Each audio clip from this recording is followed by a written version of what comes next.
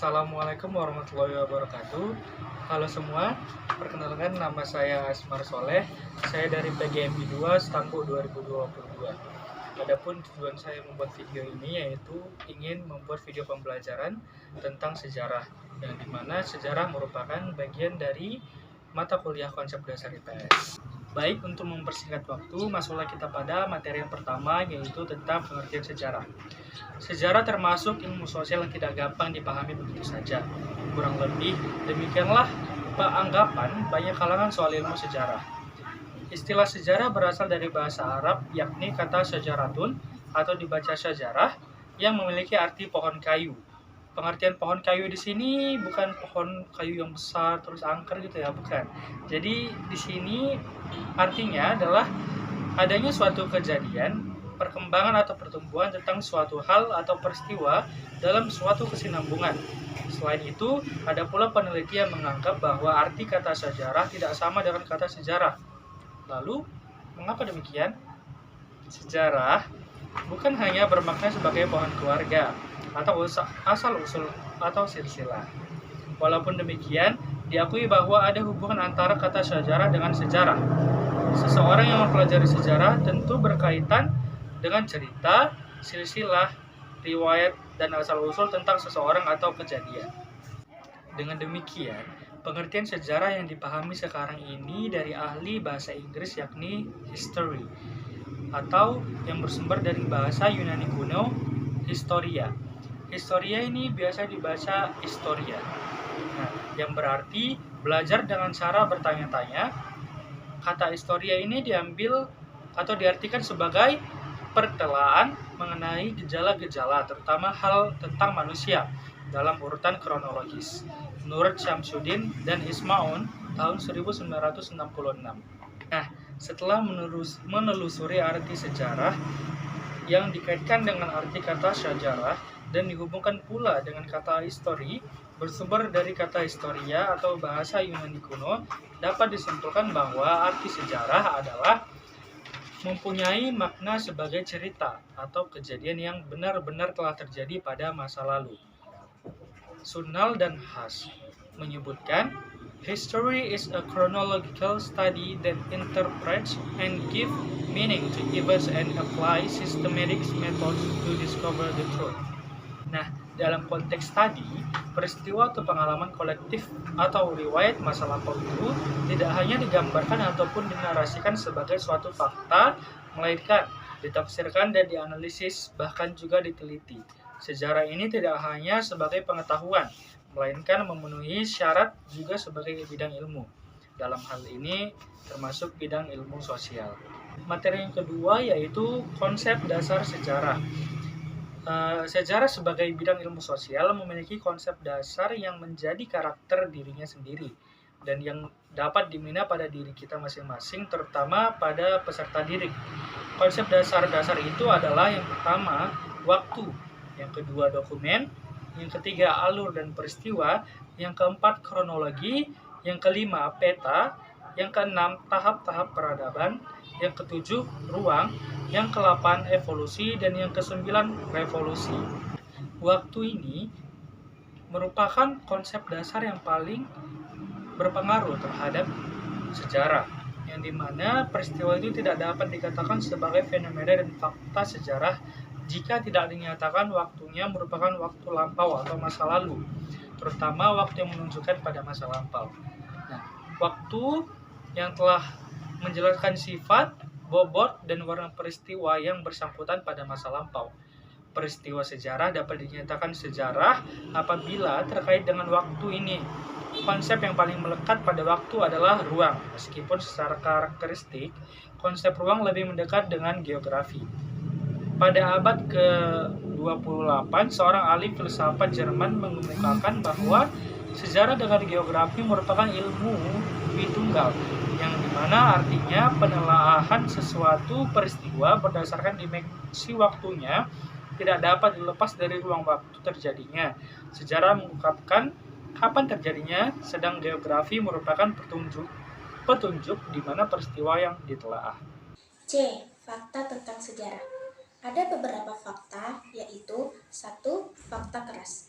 Fakta keras yaitu fakta-fakta yang biasanya sudah diterima sebagai suatu peristiwa yang benar, yang tidak lagi diperdebatkan. Contohnya, proklamasi kemerdekaan RI terjadi pada 17 Agustus 1945. Yang kedua, fakta lunak atau mentah. Fakta yang masih perlu dibuktikan dengan dukungan fakta lain. Contohnya, fakta dengan pembunuhan Presiden JF Kennedy. C. Inferensi. Inferensi adalah ide-ide sebagai benang merah yang menjembatani antara fakta satu dengan yang lain.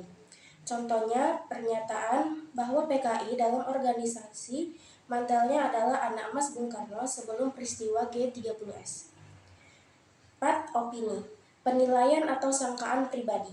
Contoh, proklamasi 17 Agustus 1945 adalah klimaks perjuangan bangsa Indonesia. Yang kedua, sumber sejarah. Sumber sejarah adalah segala sesuatu yang dapat digunakan sebagai media atau bahan untuk merekonstruksi, menggambarkan, menuliskan, dan mengisahkan kembali sejarah yang telah terjadi. Sumber sejarah berupa benda, yaitu bangunan, peralatan, dan senjata. Sumber sejarah secara tertulis, yaitu dokumen, surat-surat, dan prasasti. Sumber sejarah lisan, yaitu hasil wawancara mengenai sumber tertulis. Sumber primer, yaitu sumber-sumber yang keterangannya diperoleh langsung oleh yang menyaksikan peristiwa itu dengan mata kepala sendiri. Sumber sekunder, yaitu sumber yang keterangannya diberikan oleh orang lain atau sumber lain, di mana seseorang tidak menyaksikan secara langsung. Yang D. Ruang lingkup sejarah. 1. Sejarah sosial. Sejarah sosial sebagai sejarah tanpa adanya nuansa politik. Ia juga menegaskan bahwa tanpa adanya sejarah sosial, maka sejarah ekonomi dan sejarah politik tidak akan menemukan mata rantainya untuk menjamah masa lalu kehidupan manusia. Yang kedua, sejarah ekonomi. Sejarah ekonomi merupakan bidang ilmu yang dipopulerkan oleh Stanley Engelman di Amerika. Bidang ilmu ini muncul karena beberapa akademisi, kolega Engelman membentuk sebuah komunitas yang menelaah sejarah secara kuantitatif. Yang ketiga, sejarah kebudayaan. Sejarah kebudayaan yaitu yang mengulas secara historis tentang kebudayaan manusia. Yang keempat, sejarah demografi yang berfokus pada data perkembangan penduduk di masa lampau. Yang kelima, sejarah politik.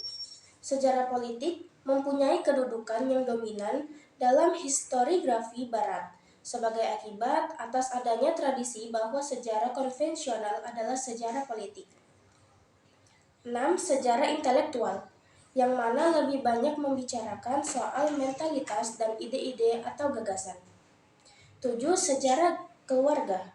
Sejarah keluarga diselidiki dengan mengumpulkan informasi mengenai keluarga dari berbagai sumber mulai dokumen resmi, silsilah keluarga, lukisan lama, naskah perjanjian, dan lain-lain. Yang tujuannya mencari tahu cikal bakal keluarga tersebut. 8. Sejarah etnis. Sejarah ini ditulis untuk merekonstruksi sejarah dari kelompok etnis sejak sebelum sampai era kolonialisme Eropa. Yang 9. Sejarah pendidikan. Sejarah ini digunakan untuk membangkitkan kesadaran bangsa, kesatuan budaya, pengembangan profesi keguruan, dan mengembangkan lembaga kependidikan. 10. Sejarah medis, yang mana penulisannya dilatar belakangi oleh kebutuhan para dokter yang menyadari pentingnya memahami tentang tradisi pengobatan masa lalu. Baik, di sini saya akan menjelaskan tentang kedudukan sejarah dalam IPS dan tujuan, kegunaan, dan manfaat mempelajari sejarah. Yang pertama yaitu kedudukan sejarah dalam IPS. Sejarah memiliki kedudukan yang sangat penting dalam ilmu pengetahuan sosial, karena sejarah adalah bagian dari ilmu sosial yang mempelajari peristiwa dan proses-proses yang terjadi di masa lalu. Kedudukan sejarah di dalam ilmu IPS yaitu yang pertama, sejarah sebagai dasar dan fondasi ilmu sosial lainnya.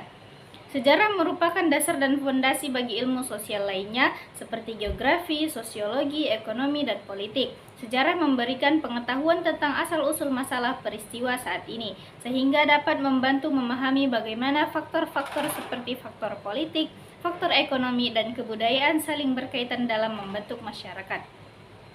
Yang kedua yaitu sejarah sebagai bahan kajian. Sejarah menjadi bahan kajian utama dalam IPS karena mempelajari peristiwa dan proses-proses yang terjadi di masa lalu. Dalam IPS, sejarah digunakan sebagai sarana untuk mempelajari sejarah kebudayaan, sejarah politik, sejarah ekonomi, dan sejarah sosial. Yang ketiga yaitu sejarah sebagai pengetahuan tentang kompleksitas dunia global. Sejarah memberikan wawasan tentang kompleksitas dunia global dan kaitannya dengan berbagai masalah sosial seperti kemiskinan, konflik, dan ketidakadilan. Sejarah dapat membantu memahami bagaimana masyarakat menghadapi perubahan dan tantangan di masa lalu dan memberikan pelajaran yang dapat diterapkan pada situasi saat ini. Kemudian yang keempat itu sejarah sebagai sumber inspirasi. Sejarah dapat menjadi sumber inspirasi bagi IPS dalam mencari solusi untuk masalah-masalah sosial yang dihadapi saat ini. Sejarah dapat memberikan contoh tentang bagaimana masyarakat mengatasi konflik, membangun masyarakat yang harmonis, dan memajukan ekonomi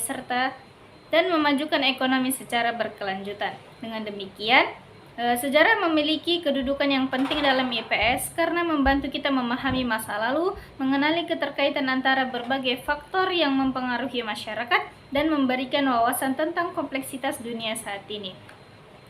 Kemudian kegunaan, tujuan, dan manfaat mempelajari sejarah. Yang pertama, kegunaan sejarah. Satu, yaitu fungsi edukatif. Artinya, bahwa sejarah membawa dan mengajarkan kebijaksanaan ataupun kearifan-kearifan lokal. Hal ini sebagaimana dikemukakan dalam ungkapan John Shelley yang mempertautkan masa lampau dengan sekarang dan pemeunya we study history so that we may be wise before the event. Oleh karena itu penting pula ungkapan-ungkapan seperti belajarlah dari sejarah atau sejarah mengajarkan kepada kita. Yang kedua yaitu fungsi inspiratif, artinya dengan mempelajari sejarah dapat memberikan inspirasi atau ilham. Sebagai contoh, melalui belajar sejarah perjuangan bangsa, kita dapat terilhami untuk meniru dan bila perlu menciptakan peristiwa serupa yang lebih besar. Lagi, dan paling tidak dengan belajar sejarah dapat memperkuat spirit dan moral. Kemudian yang ketiga yaitu fungsi instruktif. Fungsi instruktif yaitu bahwa dengan belajar sejarah dapat menjadi peran dalam proses pembelajaran pada salah satu kejuruan atau keterampilan tertentu seperti navigasi, jurnalistik, senjata atau militer, dan sebagainya. Kemudian tujuan dan manfaat mempelajari sejarah. Yang pertama yaitu dengan mempelajari sejarah, kita dapat mengetahui asal-usul dan perkembangan suatu bangsa atau negara. Mempelajari sejarah memungkinkan kita untuk mengetahui asal-usul dan perkembangan suatu bangsa dan negara. Dengan memahami sejarah, kita dapat memahami kondisi dan perkembangan bangsa atau negara tersebut hingga mencapai kondisi saat ini. Yang kedua yaitu memahami pengaruh peristiwa masa lalu terhadap kehidupan saat ini. Sejarah juga membantu kita memahami pengaruh peristiwa masa lalu terhadap kehidupan saat ini. Kita dapat memahami bagaimana peristiwa-peristiwa di masa lalu membentuk masyarakat, budaya, sistem politik, ekonomi, dan sosial saat ini. Yang ketiga yaitu mengembangkan pemahaman tentang budaya dan nilai-nilai masyarakat. Sejarah juga dapat membantu kita mengembangkan pemahaman tentang budaya dan nilai-nilai masyarakat. Dalam sejarah, kita dapat mempelajari tentang kepercayaan, adat istiadat, dan norma-norma yang ada dalam masyarakat pada masa lalu. Dan bagaimana nilai-nilai tersebut masih berpengaruh pada masyarakat saat ini. Yang keempat yaitu memperkaya pengetahuan dan wawasan. Mempelajari sejarah juga dapat memperkaya pengetahuan dan wawasan kita. Yang kelima yaitu menghargai warisan budaya dan sejarah. Dengan mempelajari sejarah, kita dapat membantu menghargai warisan budaya dan sejarah yang ada di sekitar kita. Dengan demikian, tujuan dan manfaat mempelajari sejarah sangatlah penting dalam kehidupan kita. Melalui pemahaman sejarah, kita dapat memahami masa lalu, menghargai warisan budaya dan sejarah, serta memperkaya pengetahuan dan wawasan kita tentang dunia.